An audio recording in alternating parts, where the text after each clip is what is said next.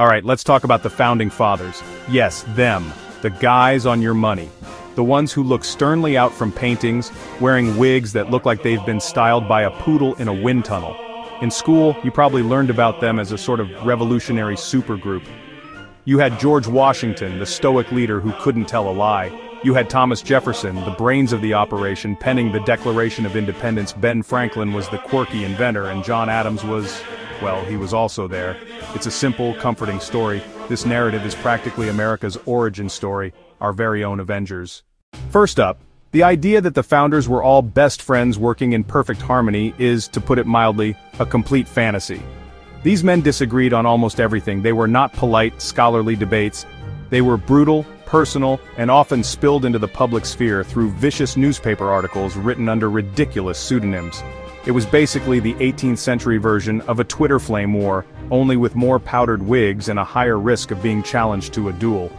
Their vision for America wasn't a single shared dream, it was a messy, bitter compromise between wildly different ideologies. Take Alexander Hamilton. Hamilton, the champion of a strong central government and a robust national bank, envisioned an America powered by industry and finance. He was, in essence, trying to build a proto-Wall Street. Jefferson, on the other hand, feared that this would lead to corruption and tyranny. He dreamed of a pastoral republic of independent yeoman farmers, a decentralized agrarian paradise. Their hatred for each other was epic. Hamilton's camp painted Jefferson as an atheist. Jefferson's allies painted Hamilton a monarchist. The political atmosphere was toxic, filled with backstabbing, gossip, and genuine paranoia. Now we need to talk about the single greatest contradiction of the American founding, the one that makes your brain do a somersault. Yes, slavery. The men who wrote that all men are created equal and are endowed with the unalienable rights of liberty, the pursuit of happiness. They were, in many cases, people who literally owned other human beings as property. This isn't a minor footnote or an inconvenient detail. It is a central, defining paradox of their lives and their legacy. Let's start with the author of those famous words, Thomas Jefferson. At any given time, he owned hundreds of enslaved people at his Monticello plantation. These were the people who planted his crops, built his home, cooked his food, and even cared for his children. He profited from their forced labor his entire adult life. And while he wrote about the moral depravity of slavery and called it a hideous blot, he did very little to end it. George Washington, the father of the country, was one of Virginia's largest slaveholders. He did eventually emancipate his slaves in his will, but only upon the death of his wife, Martha. This wasn't just a Southern problem. Northern founders also benefited. Even Benjamin Franklin owned slaves for a portion of his life before changing his views late in life. The Constitution itself contained compromises like the Three-Fifths Compromise that entrenched slavery politically. Beyond the monumental hypocrisy of slavery, the founders were also just messy. They were involved in scandals that would make a modern tabloid journalist blush. Take Alexander Hamilton, for example. In 1791, he was blackmailed over an adulterous affair and paid hush money to keep it secret.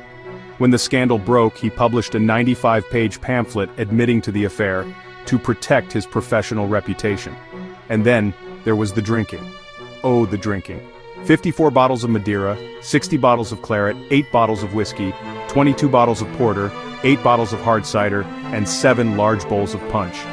It's honestly a miracle the Constitution has legible handwriting. Some historians say secrecy was partly because delegates were too hungover to face the public.